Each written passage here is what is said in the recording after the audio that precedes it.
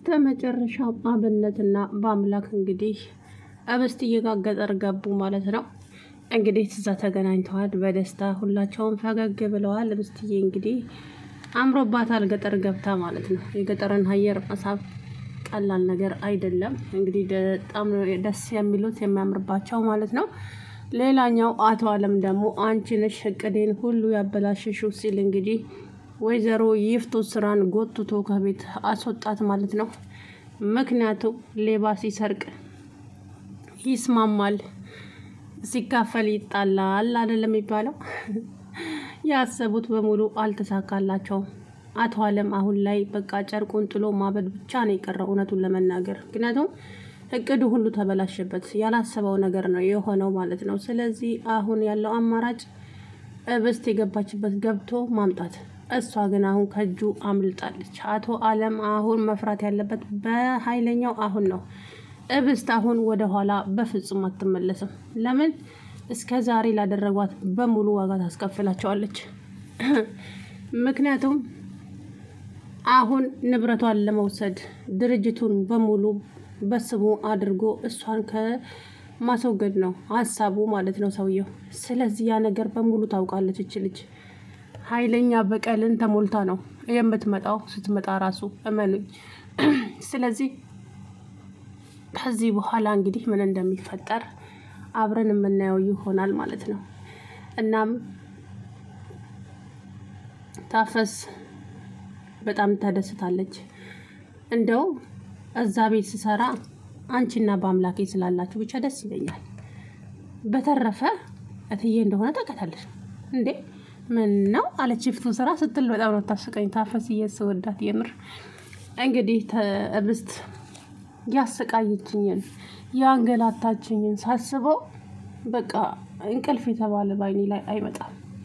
ምን እንዳደረኳት እንኳን እኮ አላውቅም።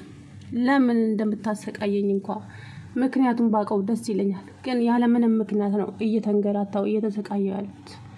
በአምላክና አንቺ እዛ ቤት ውስጥ ባትኖሩ ኖሮ እስከ ዛሬም በሕይወት አልቆየም ነበር። አይ ብስትዬ እኔ ምን አደረኩልሽ? ብስትዬ እኔ ምን አደረኩልሽ? በአምላኬ ነው እንጂ እሱ ሴትዮዋ የምታመጣውን መድኃኒት አንቺ እንዳትወስጁ ሌላ ነገር እየቀየረ እያመጣ ይሄን ስጫት እባክሽ። የዚችን ልጅ ታሪክ ብትሰሚ ታለቅሻለሽ። አንድ ቀን ግን በሰፊው አጫውትሻለሁ ስለሷ። እባክሽ ልጅ በጣም የተበደለች ልጅ ናት። ስለዚህ ሌላ በደል ደግሞ አያስፈልጋትም። እናም እባክሽ ታፈስ፣ እባክሽ አንቺም ሴት ነሽ፣ ነገ ምን እንደሚገጥምሽ አታውቂም። እባክሽ ተባበሪኝ።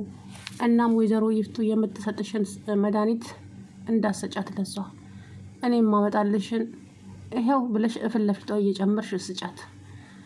እሺ ብላ እንግዲህ ተባብራ እሷም ያንን ነገር ስታደርግ ቆየች። ታዲያ ወይዘሮ ይፍቱ እያሰበችው ነገር በፍጹም ሊሳካላት አልቻለም።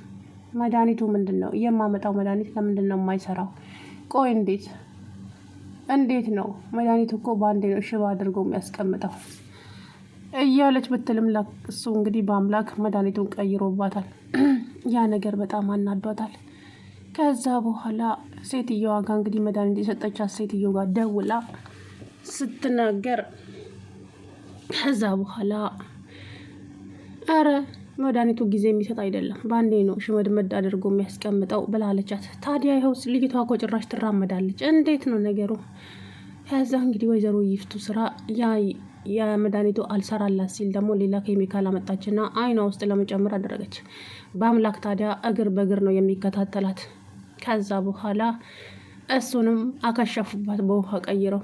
አበስትዬም ልክ እንደተቃጠለ ሰው ሆና ጮኸች ማለት ነው።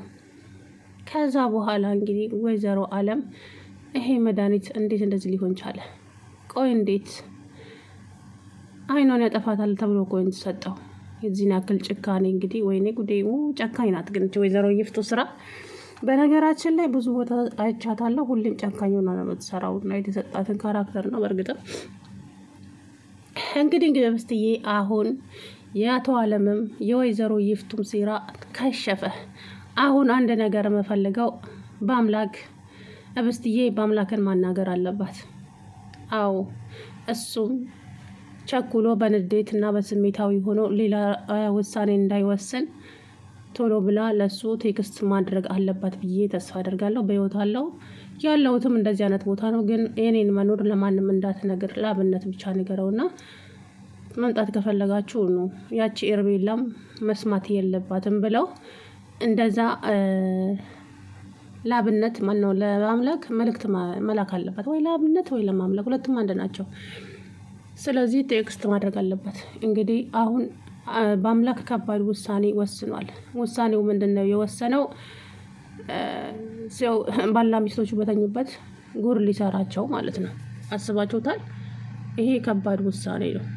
ስለዚህ ያንን ውሳኔ ከመወሰኑ በፊት ቶሎ ብላ ማስቆም አለባት ብዬ ተስፋ አደርጋለሁ። የሆነ ሚስኮል እንኳን ብታደርግለት እንደዛ ነገር፣ አለዛ ግን ያው ከባድ ነገር ነው የሚፈጠረው ማለት ነው። ዞሮ በህይወት ስላለች እኔ በጣም ደስ ብሎኛል፣ እውነቱን ስነግራቸው ማለት ነው። የምሬ ነው፣ በጣም ነው ደስ ብሎኛል በህይወት ስላለች። ግን አንድ ነገር ትሆናለች ብዬ ነበረ፣ ግን ያው ደህና ናት ማለት ነው። እንግዲህ ወደፊቱን ደግሞ ፈጣሪ ያቅላታል። ከአሁን በኋላ ምንም አትሆንም ሲጀመር ብስት ምንም። ለምን ከዛ ቤት ወጣቻ? ከዛ ቤት ወጣች፣ ውጪ ሆና የሚሆነውን ነገር ትከታተላለች። ስለዚህ ከዚህ በኋላ እንግዲህ አቶ አለምና ወይዘሪት ይፍቱ ስራ ለራሳቸው መፍራት አለባቸው። እቺ ልጅ አሁን ከዛ ከወጣች ቀጥታ የት ነው የምትሄደው? ህግ ቦታ ነው የምትሄደው። ምክንያቱም አብነትና በአምላክም አሁን ከጎኗ ይቆማሉ። ስለዚህ የት ነው የምትሄደው? ወደ ህግ ትሄዳለች። ከዛ በኋላ ልክ ልካቸውን ትነግራቸዋለች ማለት ነው። ምንም እንትን አይልም። ከዚህ በኋላ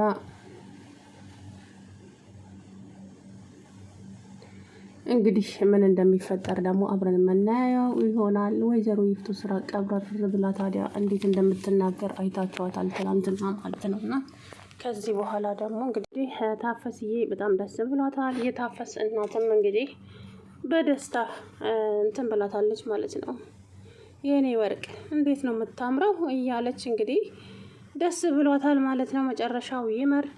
ከዚህ በኋላ እንግዲህ ወይዘሪት ይፍቱ ስራም ሆነች አቶ አለም በዚች ልጅ ላይ ምንም የማድረግ ስልጣን እንደሌላቸው ነው የምነግራችሁ ማለት ነው። ምክንያቱም እስከ ዛሬ ላደረጉት ነገር ሁሉ ዋጋ ይከፍላሉ። እችን ልጅ አሰቃይተዋታል፣ ብዙ ነገር አድርገዋታል። የምሬን ነው። በጣም ብዙ ስቃይና መከራ ነው ያደረሱባት። ከዚህ በኋላ ታዲያ ሁሉም ነገር ማብቂያው ደርሷል ማለት ነው። ብዙ ስቃይ ብዙ ነገር ነው ያደረጓት፣ በገዛ ገንዘቧ በገዛ ቤቷ፣ ብቻ ምን ልበላችሁ በጣም ብዙ ነገር አለና ከዚህ በኋላ ግን ታዲያ ሁሉም ነገር የሚያበቃበት ሰዓት ደርሷል ብዬ ተስፋ አደርጋለሁ ማለት ነው። እናም ልላችሁ ፈልጌ ነው ህብስት በህይወት ስላለች እኔ በጣም ደስ ብሎኛል። የምሬን ነው። ምክንያቱም እችን ልጅ በጣም ተንገላታች። የእሷኑ ንብረት ሀብት ለመውሰድ ብለው ነው አይደለ እንደዚህ እያደረጉ ያሉት። ታዲያ እችን ልጅ በህይወት ብትኖርስ ምንድን ነው ችግሩ? የምሬን እኮ ነው። ምንም ችግር የለበትም። ግን ይህን ያክል ክፋትና ተንኮል ለምን እንደሚያስፈልግ ነው ግራ የሚገባኝ። ዞሮ እንግዲህ ከዚህ በኋላ ደግሞ ምን እንደሚፈጠር አብረን የምናየው ነው የሚሆነው። አሁን ህብስት ከባዱን ውሳኔ የምትወስንበት ጊዜ ደርሷል ማለት ነው። ያ ማለት እስከ ዛሬ ለተደረገባት ነገር በሙሉ ዋጋቸውን ትሰጣቸዋለች፣ ትበቀላቸዋለች። በኃይለኛ በቀል ተሞልታ ትመጣለች። ከዚህ በኋላ ማንንም የምትፈራበት ጊዜ አይኖርም ማለት ነው። ታፈስም ከጎኗ ናት፣ በአምላክም አለ፣ አብነትም አለ። ስለዚህ ወይዘሪት ሄርሜላም ደግሞ እንግዲህ ከዚህ በኋላ አጨብጭባ ነው የምትቀረው። ምንም ህብስት ደግሞ እንደምታሸንፍ እርግጠኛ ነኝ። ይሄ ታወቀ ነው። ፈጣሪም የሚቆም እኮ ከተበዳይ ጎን ነው አይደለ? እቺ ልጅ ተበዳይ ናት። የምሬን ነው። በጣም ተበድላለች። በጣም ነው ያሰቃዩት። በጣም ተንገላታች። የእሷ ነው ንብረት ለመዝረፍ ብላ ወይዘሮ ይፍቱ ያላደረገቻት ነገር የለም። ይባስ ብላ የምትወዳት የእናቷን ፎቶ እንኳን ቀዳዳ አረጋገጠችባት። ህብስትን ታዲያ ተስፋ ያስቆርጣት ይሄ ነው። የእናቴን ፎቶ እንኳን ረገጠችብኝ እኮ አለች። ታዲያ በአምላክ ጀግናው እኮ የወይዘሮ ይፍቱን ፎቶ ክስክስ አድርጎ ነው ውይ ሳልፍ ነው የወደቀው አለ። አይ በአምላክ ጀግና ነው። ግን ትላንትና እንግዲህ በንዴት ተሳስቶ የሆነ ነገር እንዳያደርግ ብዬ ፈርቻለሁ ማለት ነው። ምክንያቱም አስቸጋሪ ነው። ዞሮ ሰላም ውድና የተከበራችሁ የቻናሌ ቤተሰቦች እንዴት ናችሁ? አለሁ ደህና ነኝ። እንግዲህ እና በአምላክ ገጠር ገቡ ማለት ነው።